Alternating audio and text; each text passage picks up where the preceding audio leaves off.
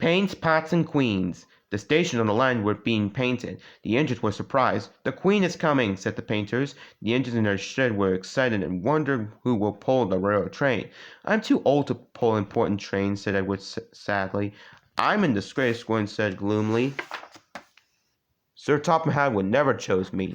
He chose me, of course, boasted James the Red Engine. You, Henry snorted. You can't climb hills. He would ask me to pull it, and I have a new coat of paint. You wait and see.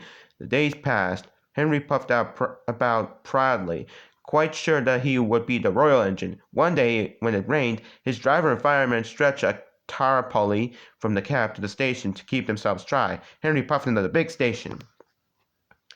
A painter was climbing a ladder above the line. Henry's smoke puffed upward. It was thick and black. The painter choked and couldn't see. He missed his footing on the ladder, dropped his paint pot, and fell plop onto Henry's tarpaulin. The paint poured over Henry's boiler, and he trickled down each side. The paint pot burst on his dome. The painter clambered down and shook his brush at Henry.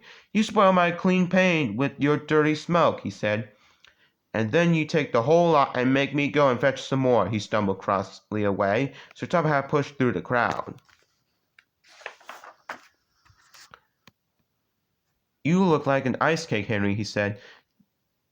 That won't do for the royal train. I must make other arrangements. He walked over to the yard. Gordon and Thomas saw him coming, and both began to speak. Please, sir, one at a time, smiled Sir Topham Hatt. Yes, Gordon. May Thomas have his branch line again? Said Sir Topham Hatt. Well, Thomas, please, sir, can Gordon pull coaches now? Sir Topham Hatt pondered. You both have been quite good lately, and you deserve a treat. When the Queen comes, Edward will go in front and clean the line. Thomas will look after the coaches, said Gordon. We'll pull the train. Ooh, sir, said the engines happily. The great day came. Percy, Toby, Henry, and James worked hard bringing people to the town. Thomas sorted all their coaches in the yard. Beep, beep, beep, they're coming. Edward steamed in, looking smart, with flags and bright paints. 2 minutes passed. 5, 7, 10. Boop, boop. Edward knew that whistle, and a mighty cheat went up as the Queen's train clambered into the station. Gordon was spotless, and his brass shined. Like Edward, he was decorated with flags. But on his buffer beam, he proudly carried the royal arms. The Queen was met by Sir Topham Hatt, and before doing anything else, she thanked him for their splendid run. Not at all, your majesties, he said. Thank you. We have read, said the Queen to Sir Topham Hatt, a great deal about your engines. May we see them, please? So he led the way to where all the engines were waiting. Beep, beep, whistled Toby and Percy. They're coming. Shh, shh, shh, shh, hissed Henry and James.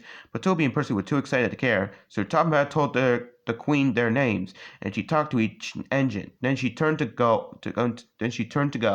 Percy bubbled over. 3 cheers for the Queen, he called.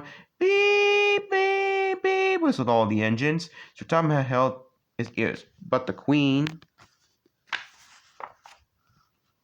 smiled, waved to the engines till she had passed the gate. The next day, the Queen spoke specially to Thomas, who fetched her coaches, and to Edward and Gordon, who took her away. And no engines ever felt prouder than Thomas, Edward, and Gordon the big engine.